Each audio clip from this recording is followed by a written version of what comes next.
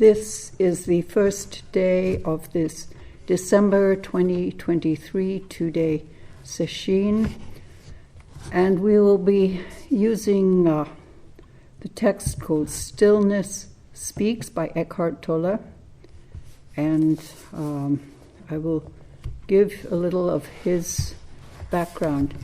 Eckhart Tolle is not a Buddhist in the sense of a card-carrying Buddhist, but his understanding, his life, his expression of Dharma is totally in alignment. And he is actually 75 now. He was born in Germany, had a very interesting childhood, fairly nondescript in terms of he wasn't, I think, badly treated. He took himself out of school when he was 13 and studied on his own for until he was much older. But then he fell into a very profound depression, so bad that he was basically homeless, wandering around, feeling desperate. For those people who suffer from depression, you know how immobilizing that is, and how empty a person can feel, and also frustrated. And he was sitting on a park bench at the age of 29, interestingly, the same age as the Buddha, when he came to a very deep awakening.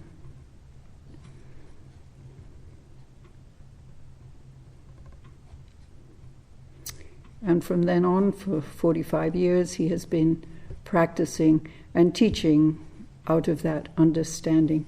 I mention him because it's very easy to think of profound understanding as something that happened to those grand old boys in the Chan era or in Japan, and we don't think of it so much as meeting one on the street, you know. And so Eckhart Tolle is one of those. Byron Katie, a woman from California, is another. Deeply, deeply awakened people who don't necessarily, as I say, they're not Buddhists by tradition, but their understanding is such that we can really learn from them.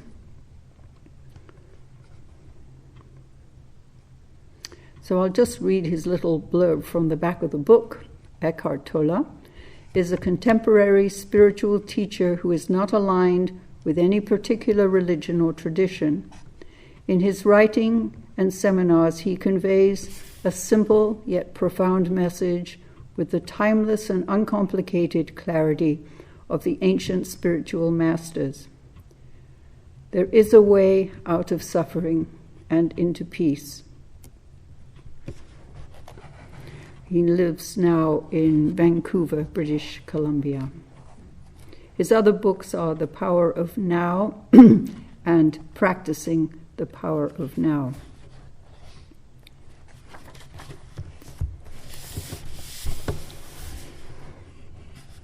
The book begins, a true spiritual teacher,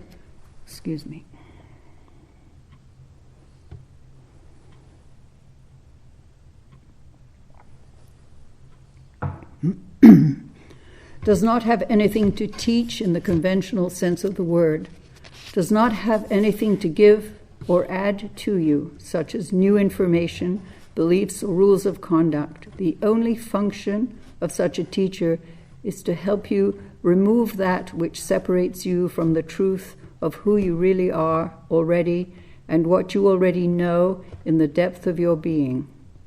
The spiritual teacher is there to uncover and reveal to you that dimension of inner depth that is also peace. If you come to a spiritual teacher looking for stimulating ideas, theories, beliefs, intellectual discussions, then you will be disappointed. In other words, if you are looking for food for thought, you won't find it, and you will miss the very essence of the teaching, the essence of this book, which is not in the words, but within yourself. And it's good to remember that and to feel that.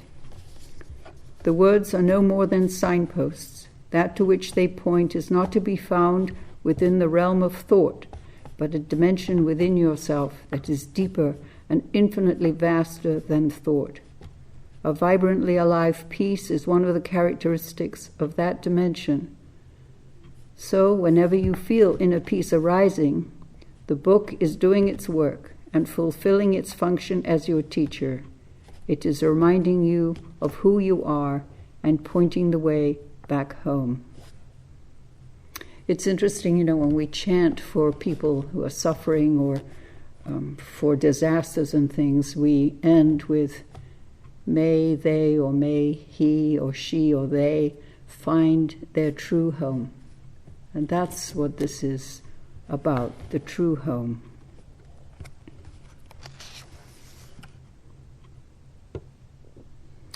Just like the ancient sutras, the writings contained within this book are sacred and have come out of a state of consciousness we may call stillness.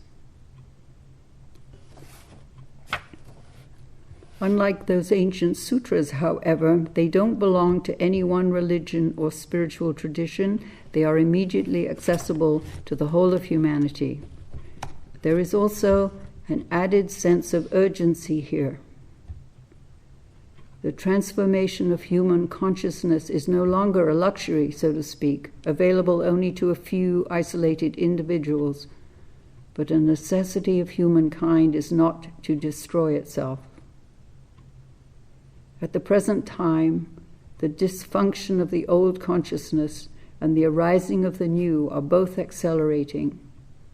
Paradoxically, things are getting worse and better at the same time, although the worse is more apparent because it makes so much noise.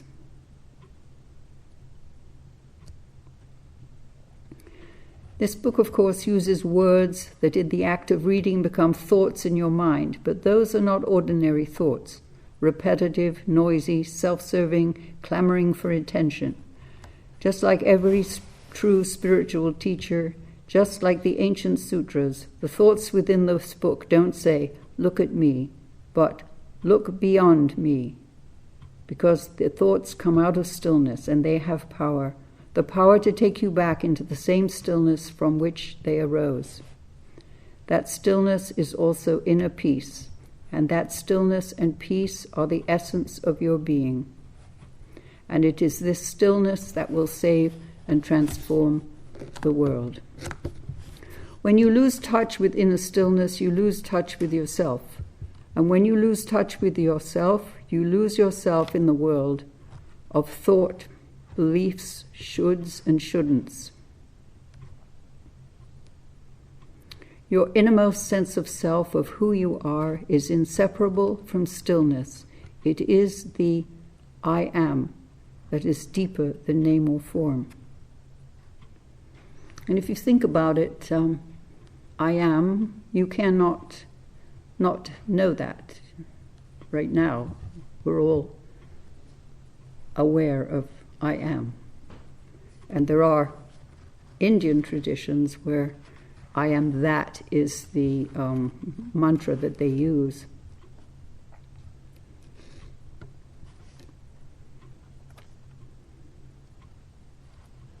Ramana Maharshi, a great teacher also who died in, I guess, in the 50s, he said, the mind is essentially silent, out of which is born words and existence. So it's going back really, really far behind all that we know, all other primal void. Primal void is not an empty, it's not a nothing, it's the potential for all that exists or doesn't exist.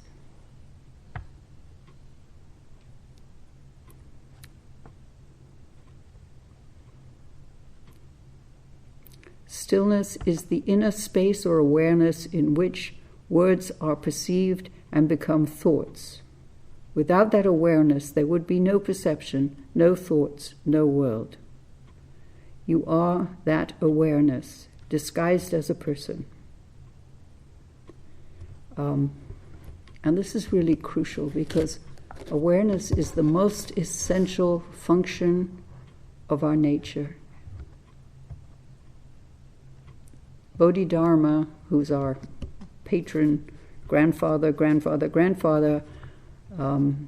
he says this, awareness is Buddhahood. Now, if Bodhidharma says that, if I said it, would be, you could say, what's that? But no, Bodhidharma said awareness is Buddhahood. So, what stops us being aware? Anybody want to give it a guess? I should hear a resounding shout. What stands in the way of awareness? Thoughts. They get tangled up. We get tangled up in everything. The equivalent of external noise is the inner noise of thinking. The equivalent of external silence is inner stillness. Whenever there is some silence around you, listen to it. That means just notice it, pay attention to it. Listening to silence awakens the dimension of stillness within yourself, because it is only through stillness that you can be aware of silence. So people working on what is sound or who is hearing, this listening aspect is vital. It's really hard in the winter here because all the windows are closed. You can't hear any ambient sounds at all. You can't hear a bird or a tweet or anything. But every sound within the room, somebody coughing, somebody moving, you can be alert to that. You can be awake to it.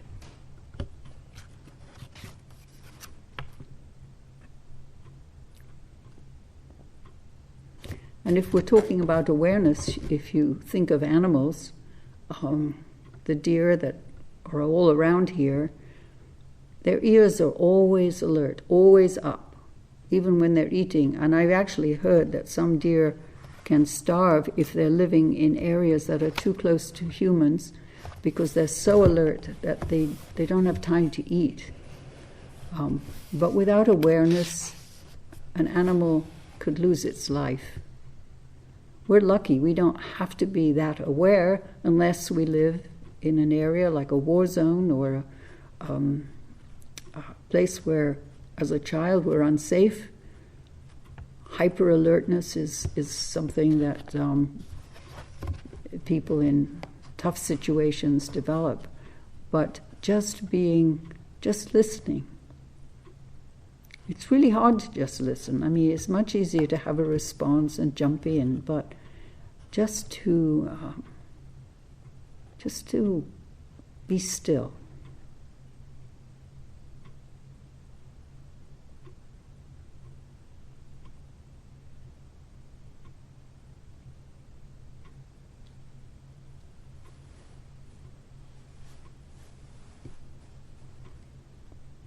There's a practice that I know Byron Katie teaches, which is you go outside and you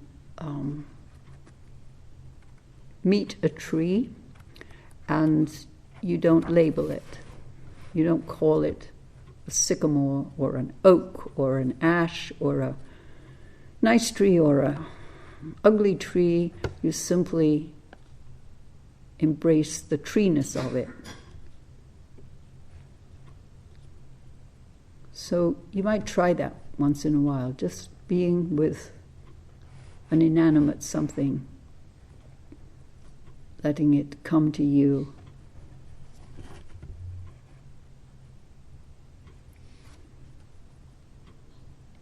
He says here, when you look at a tree and perceive its stillness, you become still yourself. You connect with it at a very deep level. You feel a oneness with whatever you perceive in and through stillness. Feeling the oneness of yourself with all things, is true love.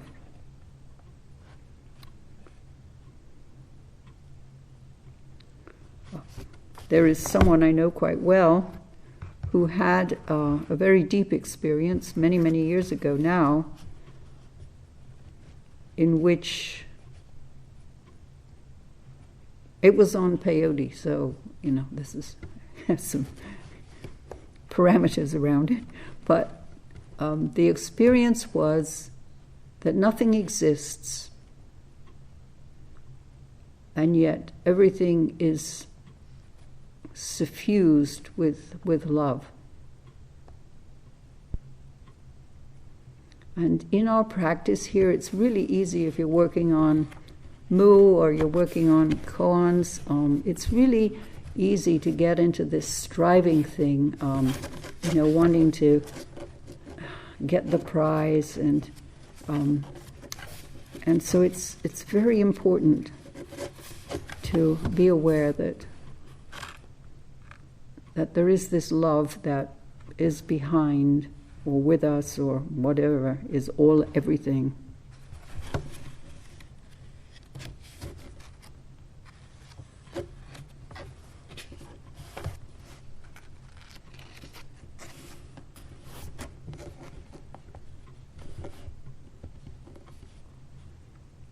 Silence is helpful, but you don't need it in order to find stillness. Even when there is noise, you can be aware of the stillness underneath of the space in which the noise arises.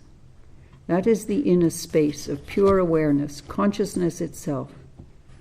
You can become aware of awareness as the background to all your sense perceptions, all your thinking.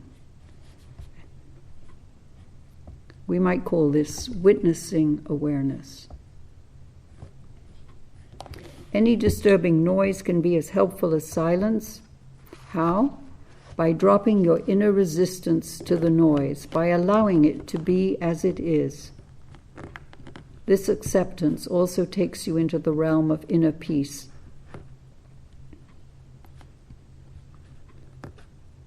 I think we're all very familiar with resistance. It arises when things don't go our way. We're confronted with some obstruction. Somebody says something to us, or a situation arises, and you can feel it. It's like a hardening in your gut. And this resistance is not being comfortable with things as they are. But when you fight reality, you actually lose every time. So part of our practice is learning to actually be with things as they are rather than as we want them to be. And when we greet resistance with understanding, then it transmutes, it changes, and we can we soften up. We aren't so rigid.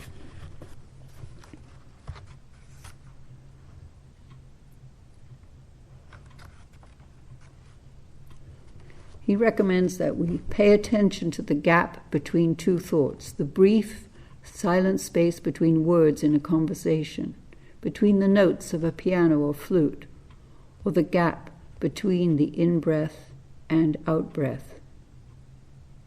When you pay attention to the gaps, awareness of something becomes simply just awareness. The formless dimension of pure consciousness arises from within you and replaces identification with form.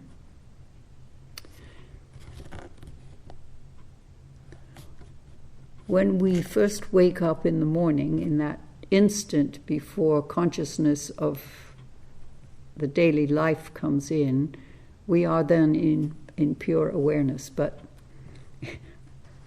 not very easy to be present for that, but that is pure awareness then.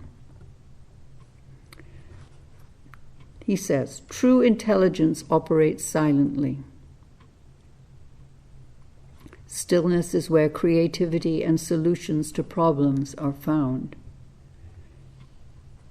science actually has shown that when people have an awakening or people have a profound discovery in science or in art or in poetry, the brain registers the change or the experience before the person could say, oh yeah, things are, I've got it, or it's different. So we're not really in control of intuition. It happens when causes and conditions are ripe. So this is why teachers like the yoga teacher Sadhguru tells his students to the one thing they must really do is to put aside getting something. Because, as he says, you don't know what it is. So any thing you put on it is coming out of your own past, your own experience. It's not open to not knowing. So it is tough, we all want to come to deeper understanding. We want to be free. We want to live out of this true nature. But having a goal, you can have a longing, we can have a passionate longing, we can make huge effort, but we have to set aside this idea that we're going to get something.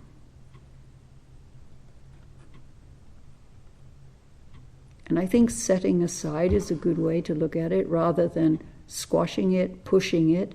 Just, if we can, set things aside. We do that in our regular life, If something you can't deal with, what do? You set it aside. Oh, I'll deal with that later.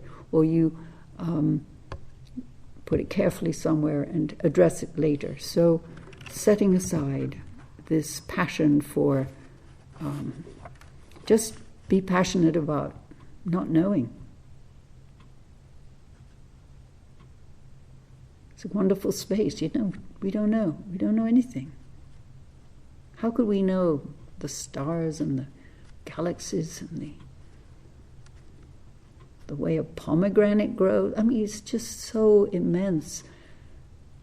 We don't have to be overwhelmed by it, but we can embrace it welcome it. Not knowing, and in Zen, of course, not knowing is the highest truth. I don't know.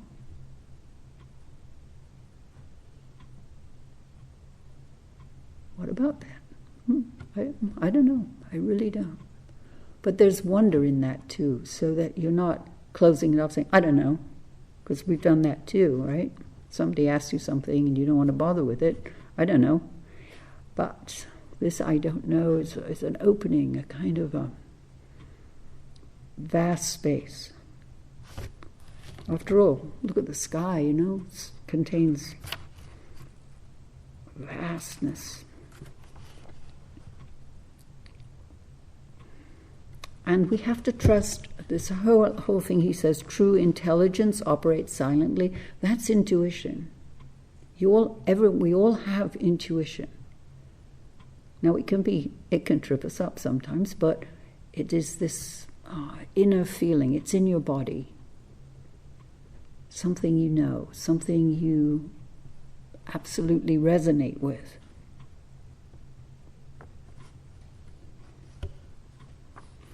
He says, is stillness just the absence of noise and content? No, it is intelligence itself, the underlying consciousness out of which every form is born. And how could that be separate from who you are?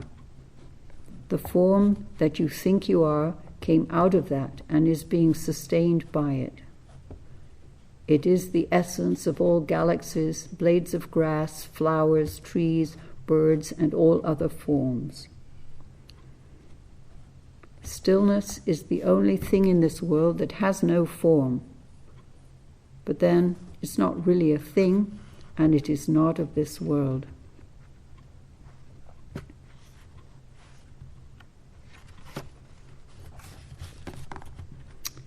His second chapter is called Beyond the Thinking Mind.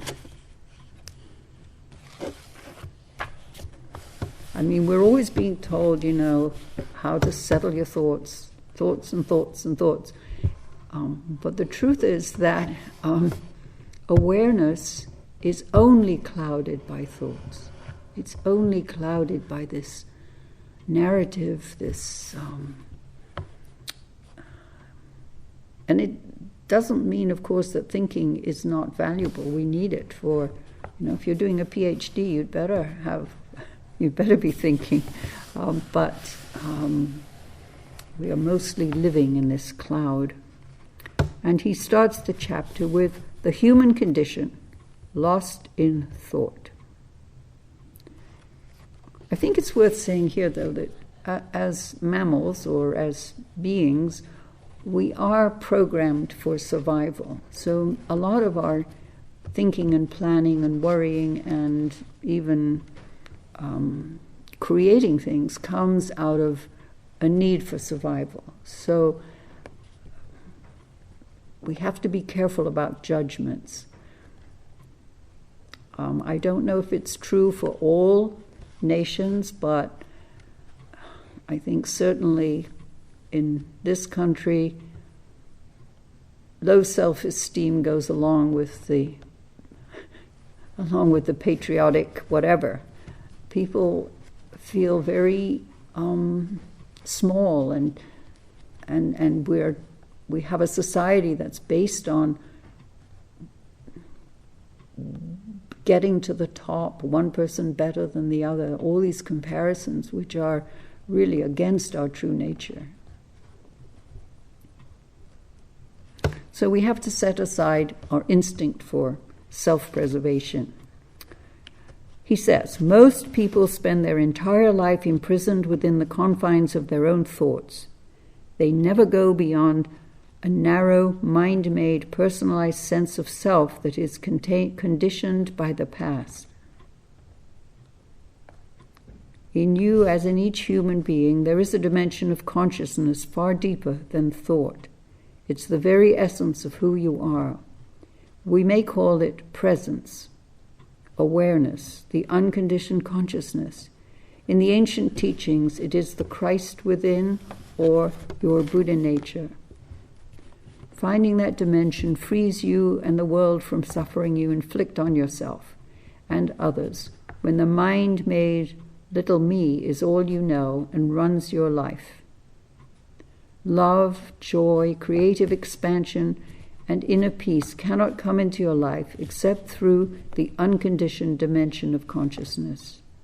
And if you can recognize, even occasionally, the thoughts that go through your mind as simply thoughts, if you can witness your own mental, emotional, reactive patterns as they happen, then that dimension is already emerging in you as the awareness in which thoughts and emotions happen, the timeless inner space in which the content of your life unfolds.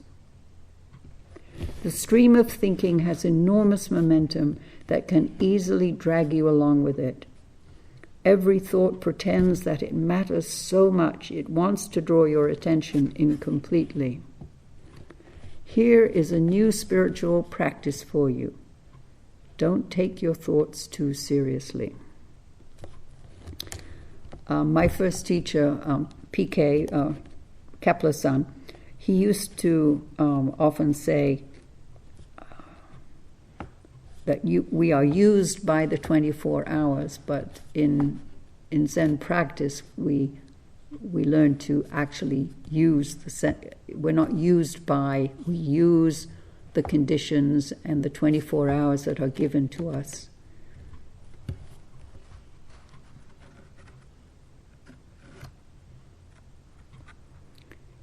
Another thing we can do with our thoughts, though, is to also question them.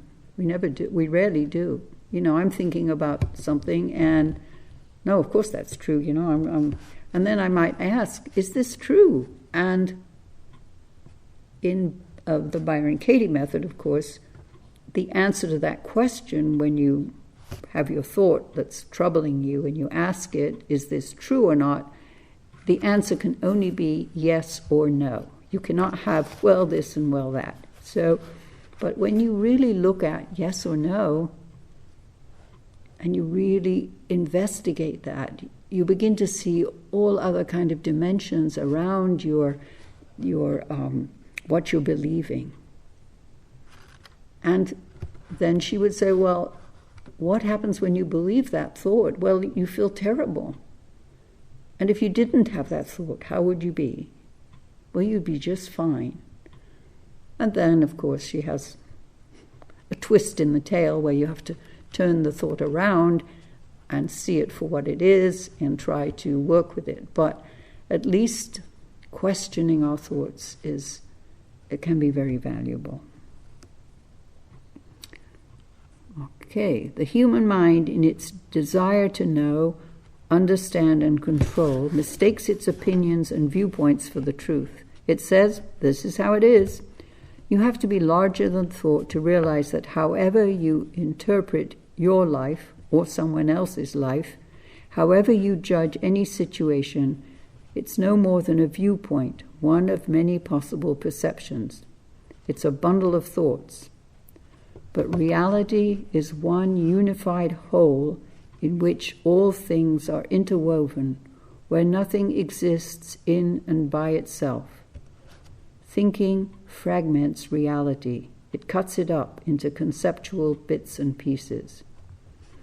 So here he's really talking about dependent co-arising, that everything depends on everything else. We are actually the subject. We're not objects to a subject. Hard to get around that, but the thinking mind is a useful and powerful tool, but it's also limiting when it takes over your life completely, when you don't realize that it's only a small aspect of the consciousness that you are. Wisdom is not a product of thought. The deep knowing that is wisdom arises through the simple act of giving someone or something your full attention. Wisdom arises through the simple act of giving someone or something your full attention. Attention is primordial intelligence, consciousness itself. It dissolves the barriers created by conceptual thought, and with this comes the recognition that nothing exists in and by itself.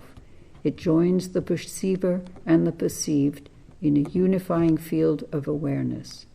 It is the healer of separation.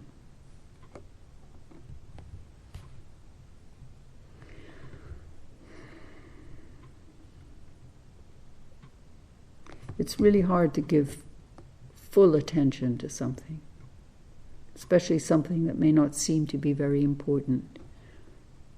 But that's one aspect, I guess, of mindfulness practice. It is giving your full attention.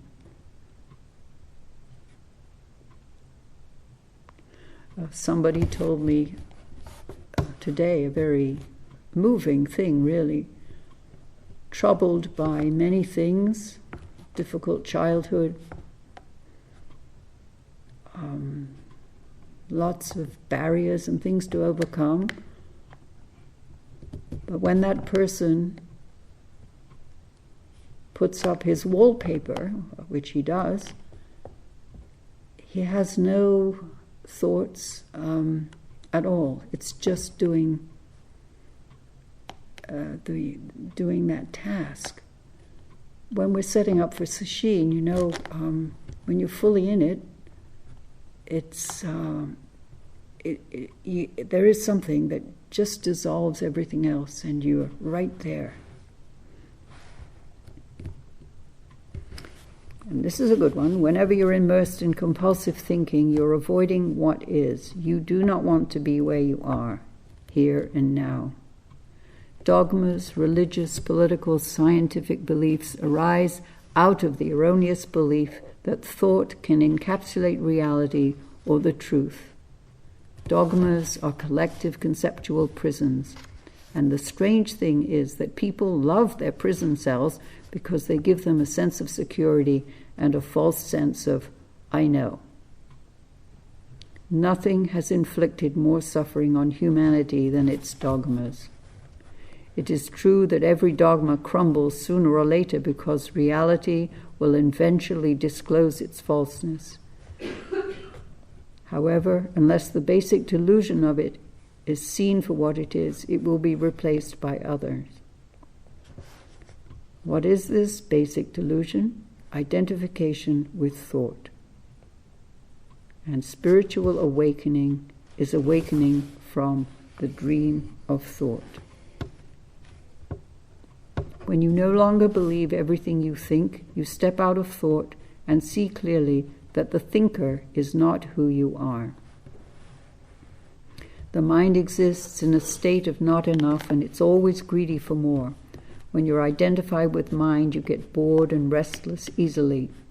Boredom means the mind is hungry for more stimulus, more food for thought, and it's not being satisfied. When you feel bored, you satisfy the mind's hunger by picking up a magazine, making a phone call, switching on the TV, surfing the web, going shopping, or transferring the mental sense of lack and its need for more to the body and satisfying it briefly by ingesting more food.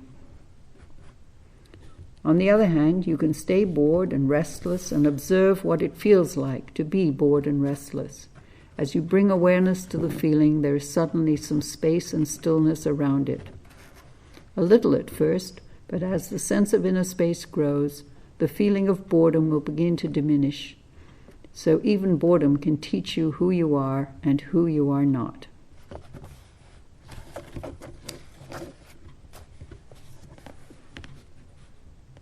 Thinking that is not rooted in awareness becomes self-serving and dysfunctional. Cleverness, devoid of wisdom, is extremely dangerous and destructive. That is the current state of most of humanity. The amplification of thought as science and technology, although intrinsically neither good nor bad, has also become destructive because so often the thinking out of which it comes has no root in awareness. The next step in human evolution is to transcend thought. This is now our urgent task. It doesn't mean not to think anymore, but simply not to be completely identified with thought and possessed by it.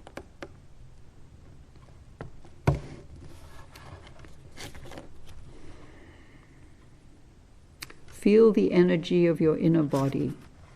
Immediately mental noise slows down or ceases. Feel it in your hands, your feet, your abdomen, your chest. Feel the life that you are, the life that animates the body. The body then becomes a doorway, so to speak, into a deeper sense of aliveness underneath the fluctuating emotions and underneath your thinking. I'm going to stop here because we have to address body awareness and trauma.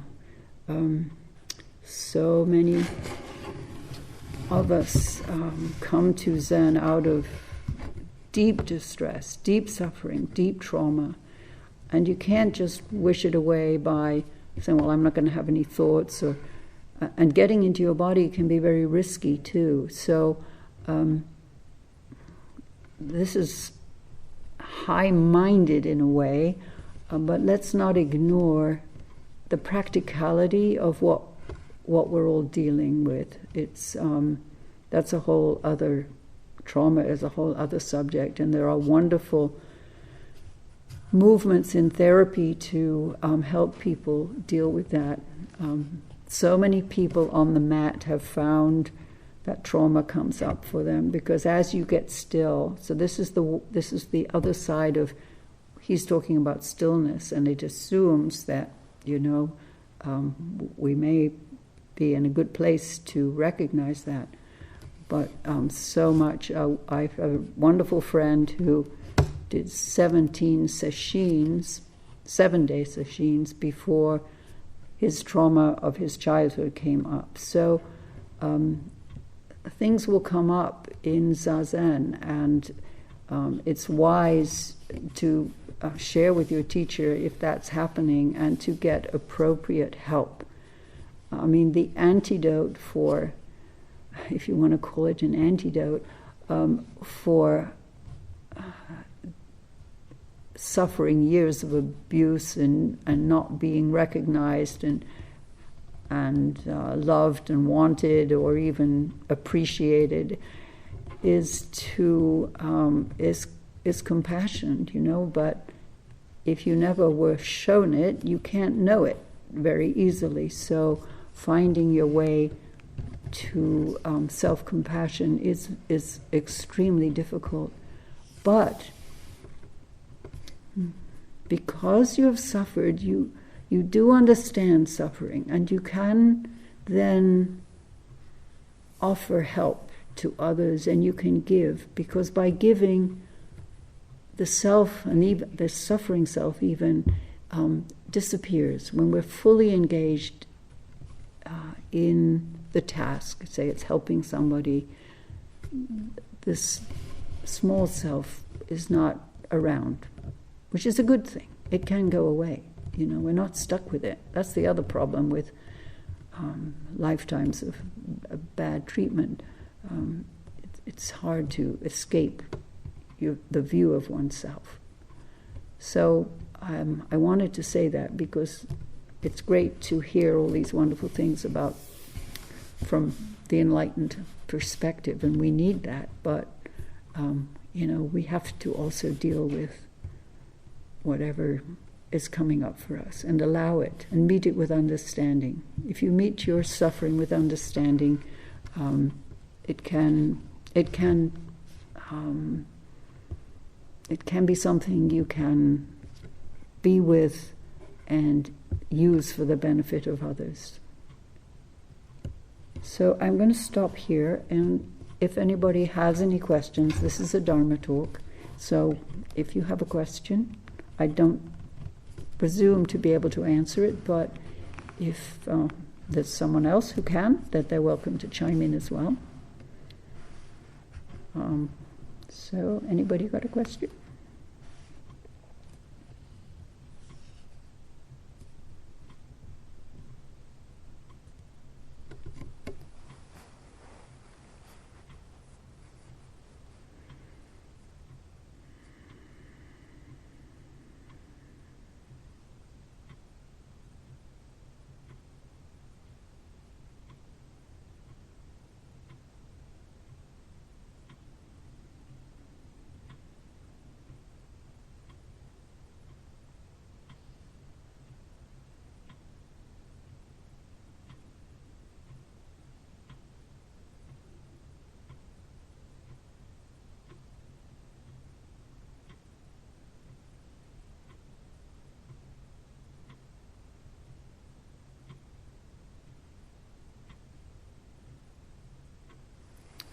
We'll stop here and recite the 4 vows.